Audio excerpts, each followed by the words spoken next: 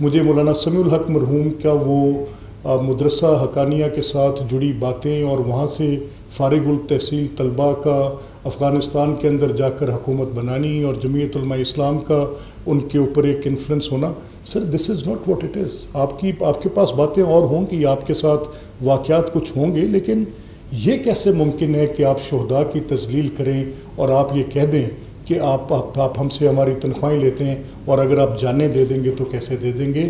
یہ بالکل آپ کی بات جو ہے میں سمجھتا ہوں کہ آپ کو اس سے پوری پاکستانی قوم سے معافی مانگنی چاہیے، اور آپ کے یہ جملے آپ کے کچھ سیاسی نقطوں میں بات چیت کرنا ضروری بات ہے، لیکن ہم کسی سے بھی، چاہے وہ عمران خان یا اس کی جماعت شہداء کی بے حرمتی کرے، چاہے وہ مولانا فضل الرحمان جیسا جید عالم کرے، ہم کسی سے بھی عوام پاکستان یہ نہ توقع کرتے ہیں اور ہم آپ سے تقاضا کرتے ہیں کہ آپ اس پہ معافی مانگیں.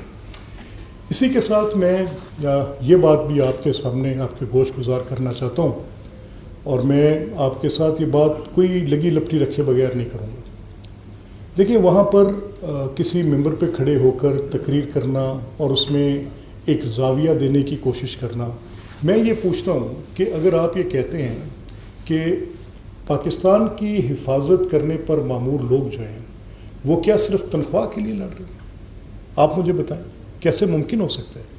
میں بار بار آپ کے ساتھ ہی میں نے 20 بار یہ بات کی ہے کہ افواج کا جو فخر ہوتا ہے، افواج کے جو میڈلز ہوتے ہیں، افواج کی جو تکریم ہوتی ہے، یہی اس کا سرمایہ ہوتا ہے، یہی اس کی پرائیڈ ہوتی ہے، اس کا ویلر، اس کی شیولری، اس کا تم تراک. یہ اگر آپ ان سے چھیننے کی کوشش کریں تو پھر آپ ایک ہی تھالی کے چٹے بٹے ہیں، چاہے وہ تحریک انصاف حملے کر کے افواج پہ کرے، چاہے آپ اپنے جملوں کے حملوں کے ساتھ افواج کی بے توقیری کرنے کی کوشش کریں. یہ بالکل ناقابل برداشت ہے. رہی بات سیاسی فوج کے کردار کی، اچھا آپ سمجھتے ہیں کہ ٹھیک ہے ان کے ساتھ ہم نے لڑنا نہیں ہے، ان سے بات چیت کرنی ہے، تو سابقہ ادوار میں جو بات چیت ہوئی رکھیں ذرا ہمارے سامنے اس کے نتائج. کیا نتائج اس سے برآمد ہوئے؟ کیا اور حکمت عملی ہو سکتی ہے؟ کیا ان لوگوں کو یہاں پر دہشت کو راج کرنے کی اجازت دے دی جائے؟ کیا پھر سے اجازت دی جائے کہ داتا دربار میں آ کے بم پھاڑیں؟ کیا پھر سے اجازت دی جائے کہ APS کے اندر سینکڑوں بچوں کو شہید کر دیں؟ کیا پھر سے اجازت دی جائے کہ کوئٹہ ایک حملے کے اندر پوری لیگل کمیونٹی کو ختم کر دیں؟ کیا پھر سے اجازت دی جائے کہ یہاں پر آ کے ہائی کورٹ لاہور کے باہر ایک ہی حملے میں 60-70 افراد کو لقمہ اجل بنا دیں؟ کیسے ہو یار؟ کس طرح ممکن ہے؟ ہاؤ کوڈ بی دس؟ کون اس کو تسلیم کون کر سکے گا؟ میں کم از کم مولانا فضل الرحمان صاحب سے اس بات کی قطعی طور پہ توقع نہیں کر رہا تھا کہ وہ ٹھیک ہے اپنا سیاسی بیانیہ بنائیں.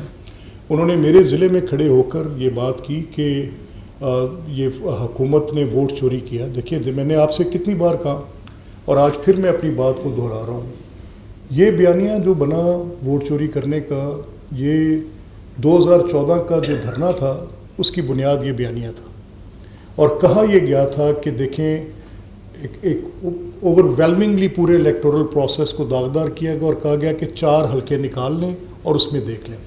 سپریم کورٹ کے اندر فیصلہ گیا اور جسٹس ملک کی عدالت کے ان کی سربراہی میں، یہ ناصر الملک کی عدالت میں یہ معاملہ گیا، تو اس نے 56 نکات نکالے اور اس میں انہوں نے کہا کہ 4 جو 56 پوائنٹس ہیں وہ irregularities ہیں on the level of the candidates. کہیں پر کوئی ڈسٹرکٹ انتظامیہ کی طرف سے، کہیں پر کسی RO کی وجہ سے، کہیں پر کہیں الیکشن کمیشن کی تھوڑی کسی چیز پہ صرف نظر ہو گئی تو اس کی بنیاد پہ، تو اس کے اندر الیکٹورل پروسیسز میں irregularities کو ایک بڑی دھاندلی کے ساتھ جوڑا نہیں جا سکتا. اس پر بھی وہ خاموش نہ ہوئے، وہ لگے رہے اور انہوں نے ایک پوری کیمپین چلائی رکھی ہے. پولیٹیکلی فیصلہ کیا گیا کہ اچھا چاروں میں منہ کی کھانی پڑی. پھر اس کے بعد پچھلی الیکشن میں ایک RTS کی بات آئی جس میں فیصلہ کم از کم جو تھا وہ IK گورنمنٹ نے کرنا تھا کہ اس پہ ایک parliamentary committee on the very first day of the session.